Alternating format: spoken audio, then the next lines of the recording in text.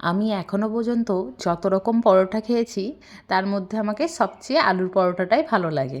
তো এই পরোটাটা আমি কিভাবে বানাই সেই ভিডিওটাই আপনাদের সাথে শেয়ার করব। তো এখানে আমি এই লাল আলুটা ব্যবহার করেছি। এটা খুব তাড়াতাড়ি জলের মধ্যে গলে যায় না, খুব সুন্দর টাইট হয়ে থাকে। যেমন সাদা আলুটা একটু ফ্যাসফেসে টাইপের হয়ে যায়, এটা কিন্তু হয়ে যায় না। তো এই আলু নিয়ে নিয়েছি, তাতে পেঁয়াজ কুচি, আদা কুচি, লঙ্কা কুচি, ধনেপাতা কুচি, স্বাদ অনুসারে লবণ, বিট লবণ, আর দিয়ে দিচ্ছি জিরে, ধনে আর লঙ্কাকে হালকা কড়াইয়ের মধ্যে রোস্ট করে নিয়ে তার পাউডার। এটা অবশ্যই ব্যবহার করবেন, দেখবেন টেস্ট একদম দ্বিগুণ হয়ে গেছে, এত সুন্দর লাগে খেতে। এই আলুর পরোটা বানাতে অনেকের অনেক প্রবলেমই ফেস করেন। আমার এই ভিডিওটা দেখে এরকমভাবে একবার বাড়িতে বানিয়ে দেখবেন, কোনো প্রবলেম হবে না। অনেকের আলু বেরিয়ে ফেটে চলে আসে, এরকমভাবে একবার বানিয়ে দেখবেন, আলু কোনো সময় বেরিয়ে ফেটে চলে আসবে না।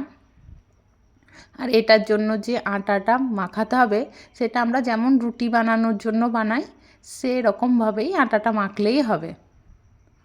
দিয়ে আটাটা থেকে লেচি কেটে নিয়ে এর মধ্যে আমি স্টাফিং করে নেব আলুর। আটা মাখাতে তো সবাই জানে, সেই জন্য আমি আর ভিডিওতে দেখাইনি। আটার মধ্যে অল্প লবণ মিশিয়ে নিয়ে জল দিয়ে মাখিয়ে নিলেই হবে, আর কিছু দিইনি আমি এই আটার মধ্যে।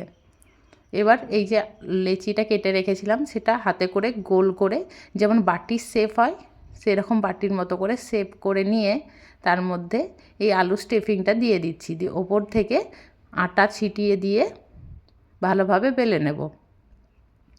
আপনারাও চেষ্টা করবেন আটা দিয়ে বেলার। আলুর পরোটা বা যে কোনো পরোটা আটা দিয়ে বেললে খুব সুন্দর বেলা হয়, এদিক ওদিক ফেটে যায় না।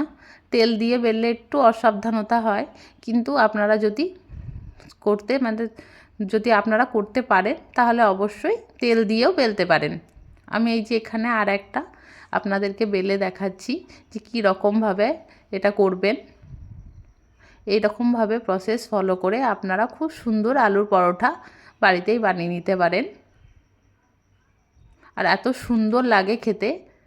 আপনারা ডিনারে, ব্রেকফাস্টে, বাচ্চার টিফিনেও এটা প্যাক করে দিতে পারেন।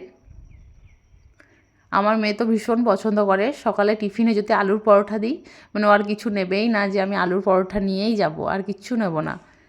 সাথে টমেটো সসটা বেশি পছন্দ করে, কিন্তু আমার রায়তাটা দেওয়াটা বেশি মানে আমি প্রেফার করি। রায়তা দিয়ে খেতে বেশি ভালো লাগে আমার মতে, কিন্তু ও টমেটো সস দিয়ে খেতে ভালোবাসে, সেই জন্য ওকে টমেটো সসটাই দিই। এখানে অল্প অল্প করে ঘি লাগিয়ে নিয়ে আমি ভালোভাবে সেঁকে নিয়েছি। আপনারা সাদা তেলটাও ব্যবহার করতে পারেন।